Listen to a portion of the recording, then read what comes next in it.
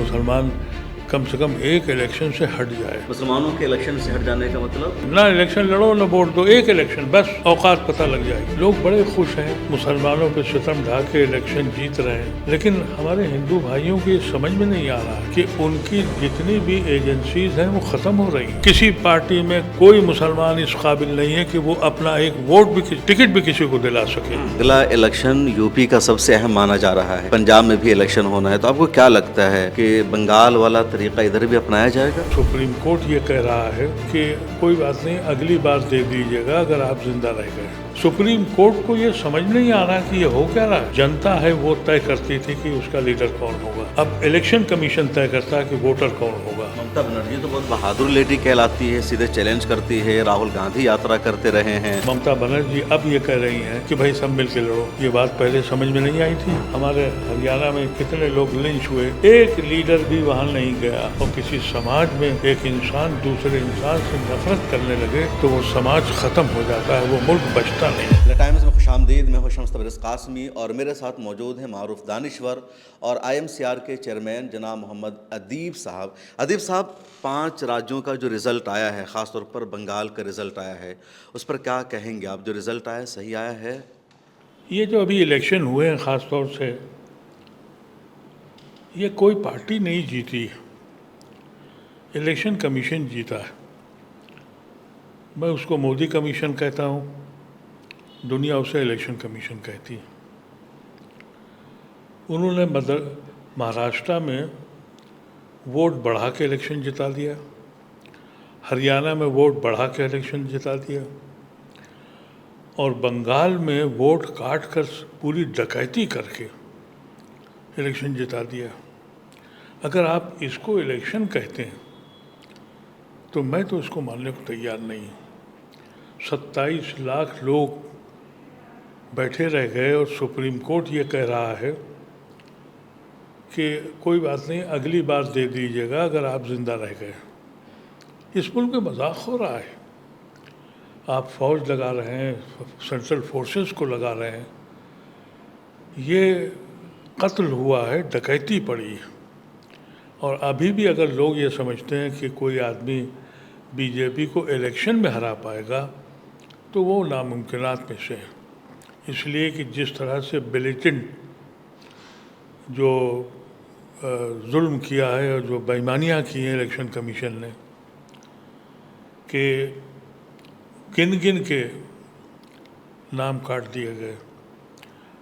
मुझे तो याद है कि हम लोग जब बैलेट पेपर से होता था, 10-15 वोट का भी अगर गड़बड़ हो तो ये होता था कि रिकाउंटिंग होगी या री इलेक्शन होगा।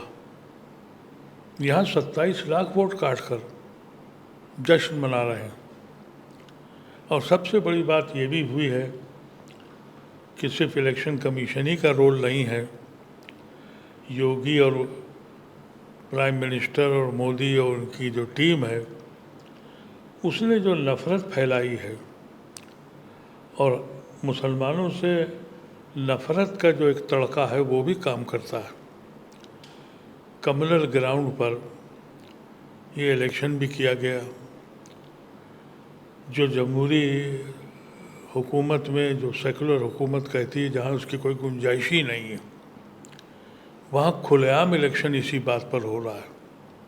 हम कह रहे हैं इलेक्शन हो रहा है, इलेक्शन कहाँ हो रहा है? हम तो बिल्कुल डिक्टेटोरियल समाज की तरफ पूरी तरीके से पहुँच चुके हैं। और अगर हम अभी नहीं रुके, मुल्क को बहुत नुकसान होगा।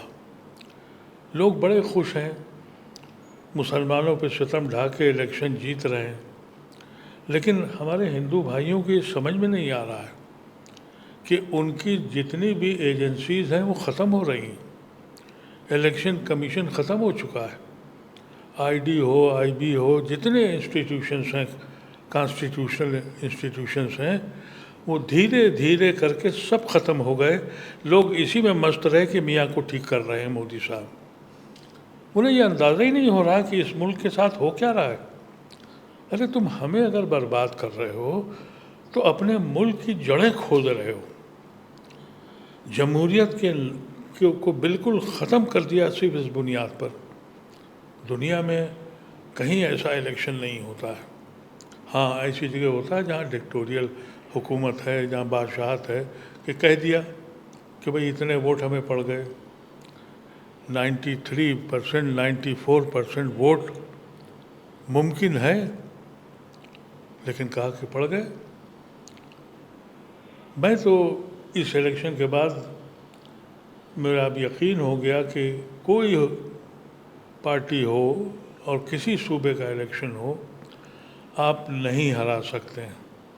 इसलिए कि जब आपके साथ सुप्रीम कोर्ट भी आपके साथ नहीं है, सुप्रीम कोर्ट को ये समझ नहीं आ रहा कि ये हो क्या रहा है। मैं समझता हूँ कि सुप्रीम कोर्ट को ये सवाल करना चाहिए था। मुझे बताया गया है, जो लोगों ने बताया, किसी ने 55 कहे, किसी ने 80 कहे, किसी ने 100 कहे, वहाँ पर जितने वोट काटे गए उससे कम पे मार्जिन से वो जीते हैं। तो क्या सुप्रीम कोर्ट की जिम्मेदारी नहीं है कि वो संज्ञान ले? लेकिन उनके भी हाथ काँप रहे हैं। सुप्रीम कोर्ट में तो पहले गया था SIR का मामला ना, सुप्रीम कोर्ट ने कहा कि अगली बार दे दीजिएगा। ये आप सोचिए कि किसी के फंडामेंटल राइट्स, आपको आपका वोट देने का हक आपसे छीना जा रहा है, और सुप्रीम कोर्ट ये कह रहा है कि आप 5 साल के बाद तजुर्बा कर लेना। फिर आप इसको कहते हैं कि बहुत इलेक्शन हुआ। इलेक्शन नहीं हुआ है, लूट हुई है। ये भी कहना है कि अगर वेस्ट बंगाल के इलेक्शन को बता रहे हैं कि वो लूट हुआ है, तो तमिलनाडु में भी इलेक्शन हुआ है, केरल में भी इलेक्शन हुआ है, वहाँ तो बीजेपी नहीं जीती है, तो फिर वहाँ के इलेक्शन को आप सही क्यों मान रहे हैं? देखिए, तमिलनाडु में इनकी कोई सीट नहीं है, लेकिन वहाँ पर भी जो तमाशा किया इन्होंने कि किसी सूरत से प्रेशर पड़े और वो विजय जो है वो हार जाए। हिंदुस्तान 2 हिस्सों में है। एक वो हिस्सा जहाँ हिंदी बेल्ट कहते हैं, इस हिंदी बेल्ट को इन्होंने इतना गंद फैला दी है, यहाँ सिर्फ हिंदू मुसलमान होता है। साउथ इंडिया अभी आइडिया ऑफ इंडिया का एक हिस्सा बचा है, जहाँ एक क्रिश्चियन चीफ मिनिस्टर बन रहा है और हिंदू से वोट दे रहा है। केरल में दसियों केसेस ऐसे मैंने सुने और देखे जहाँ मुसलमानों ने हिंदुओं को जिताया और हिंदुओं ने मुसलमानों को जिताया। ये था हिंदुस्तान। ये हिंदुस्तान अभी सिर्फ वहीं रह गया है। इस हिंदुस्तान को छोड़ दीजिए। ये इस मुल्क को तोड़ने के लिए जो इन लोगों ने सिलसिला शुरू किया है मोदी साहब के आने के बाद, लेकिन वहाँ पर भी कोशिश करके देख ली, इसलिए कि गवर्नर RSS के लोग भेजे जा रहे हैं। आप सोचिए कि ये कानून है, सुप्रीम कोर्ट की रूलिंग है कि जो सबसे बड़ी पार्टी उसे फ़ौरन बुलाइए और उसे ऑफर दीजिए, और वो हाउस में इस बात को करे। मुंबई के जजमेंट में ये बात वाज़ेह हो चुकी है कि हाउस में ही आपको अपनी अक्सरियत साबित करनी है, लेकिन नहीं दिया मौका। और मुझे बड़ी हैरत है कि तमिलनाडु में जो सरकार आई है वो हाउस में क्यों नहीं गई। उसको सुप्रीम कोर्ट जाना चाहिए था, सिग्नेचर नहीं देने चाहिए थे।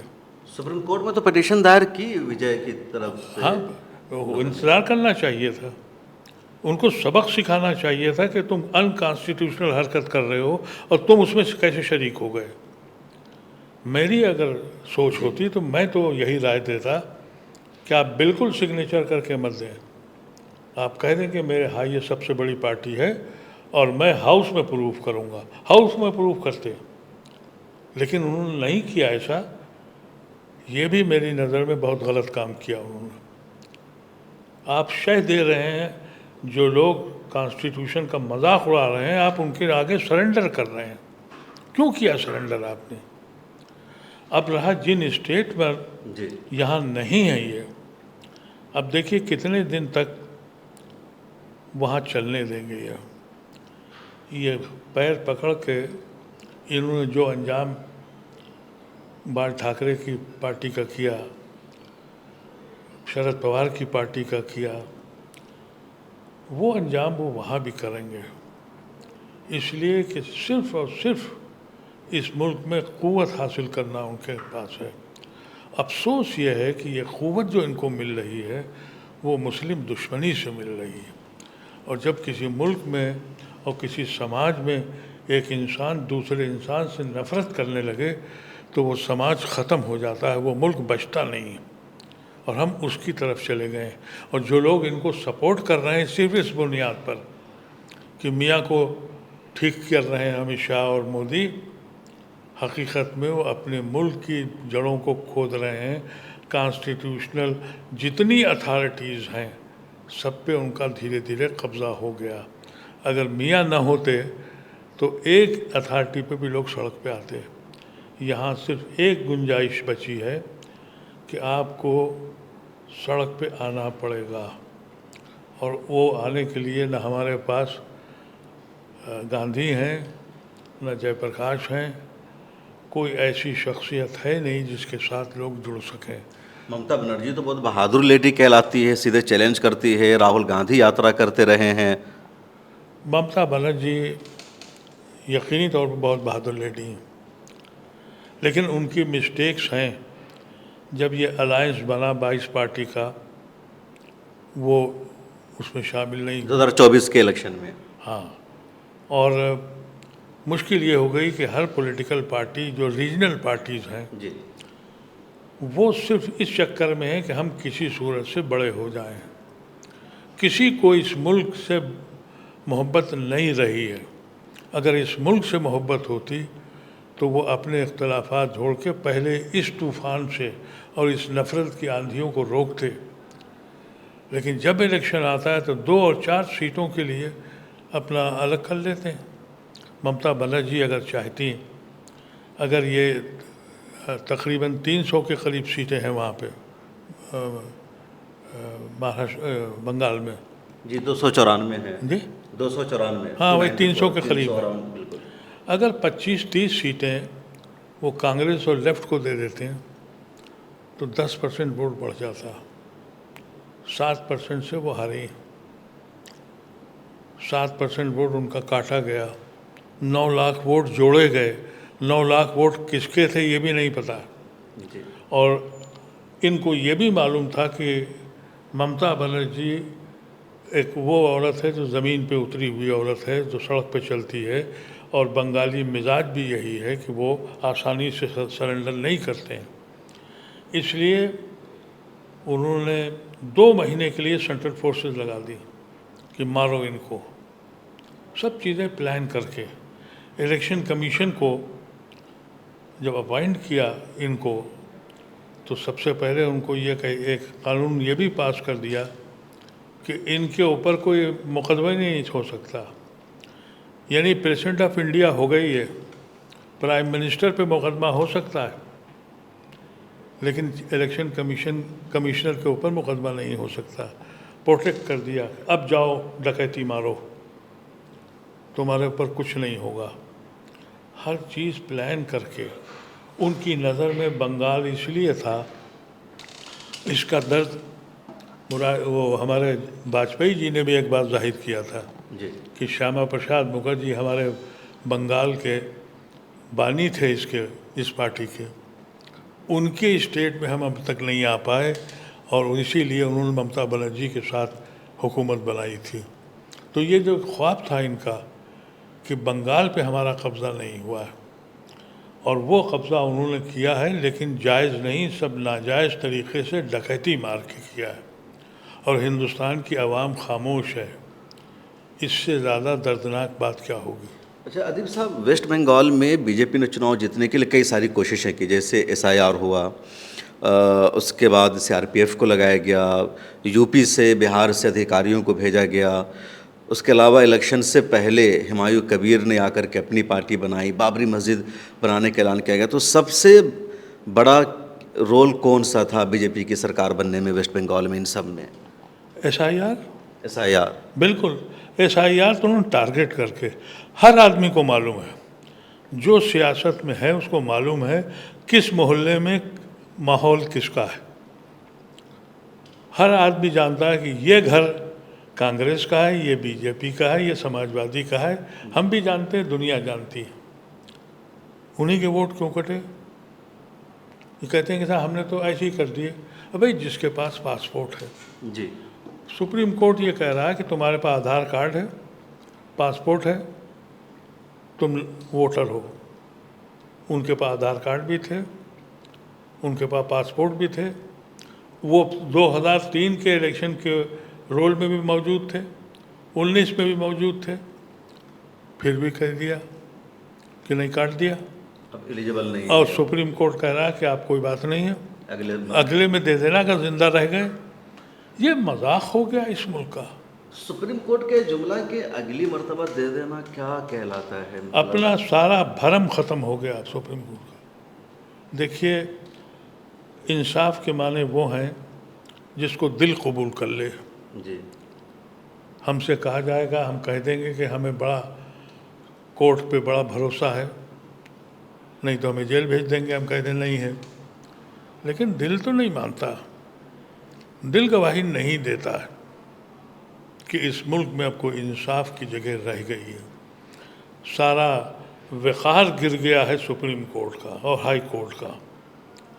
आप इंसान से पूछ लीजिए, उसके दिल में अब कोई जगह नहीं रह गई।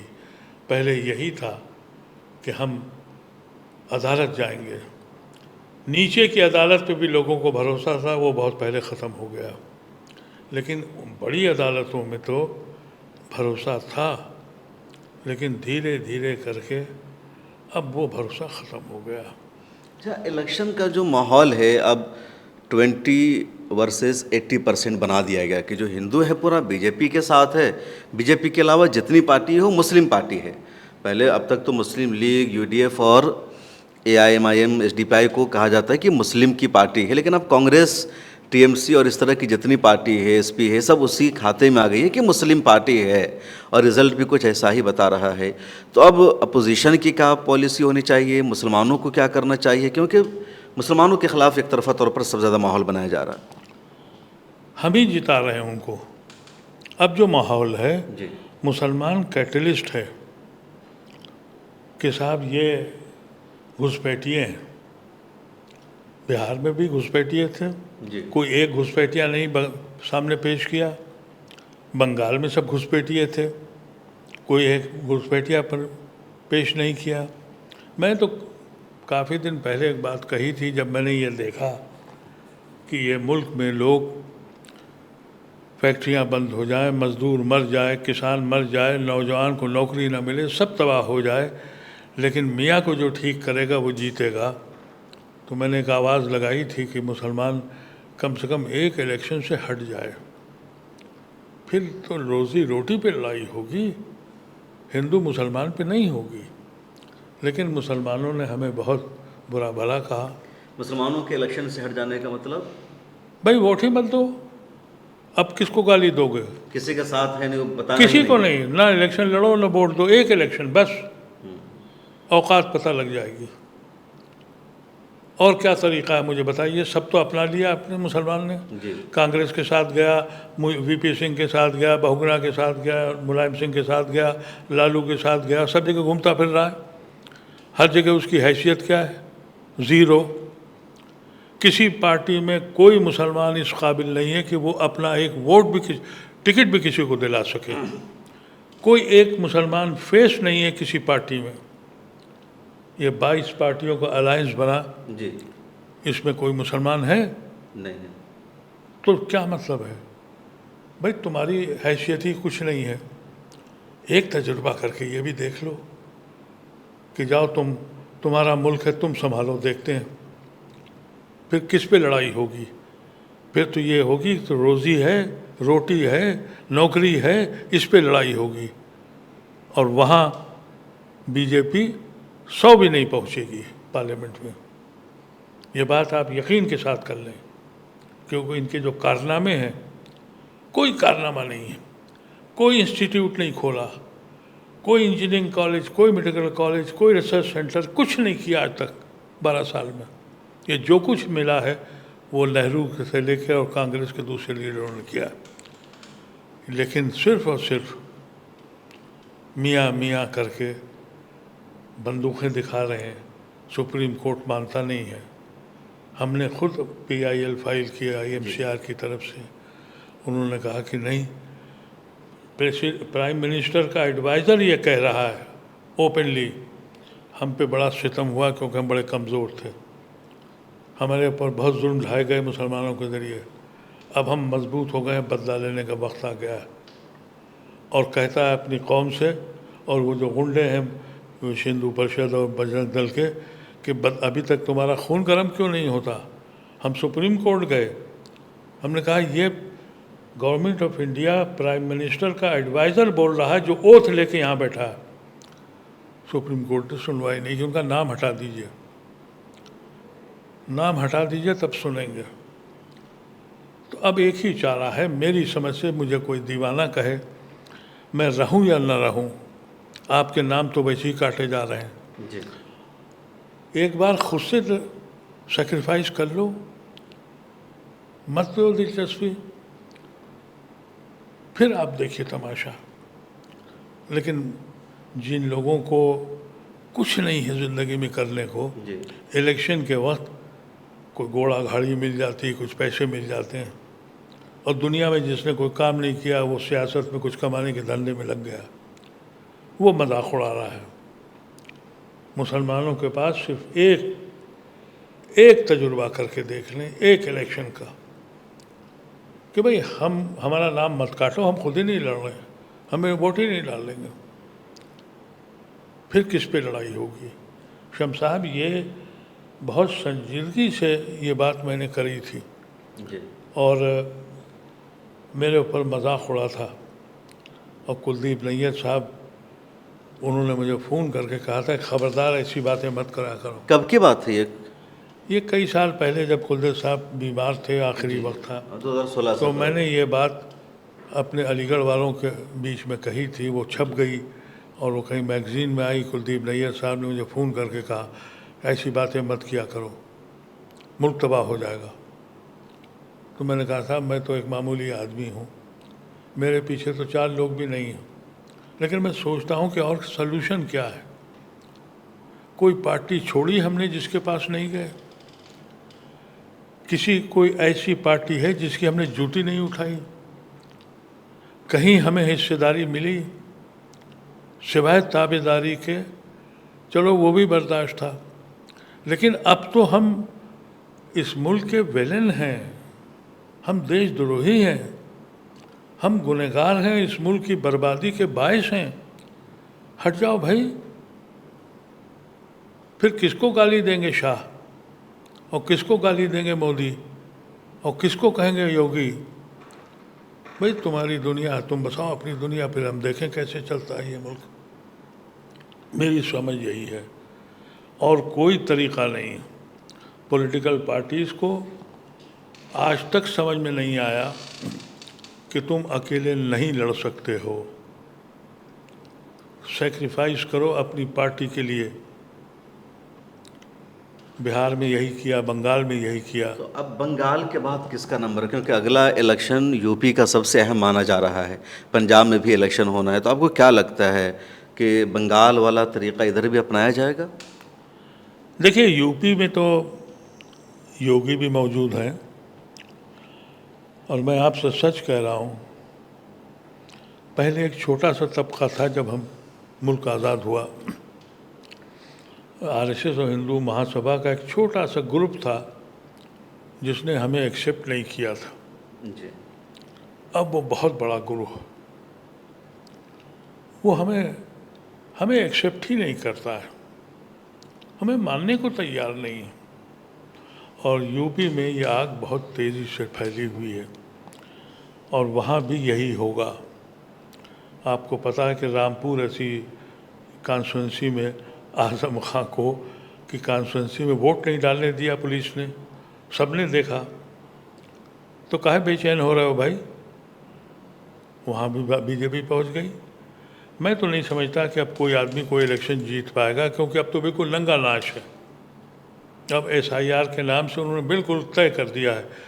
हमेशा ये होता था कि जो जनता है वो तय करती थी कि उसका लीडर कौन होगा, अब इलेक्शन कमीशन तय करता है कि वोटर कौन होगा।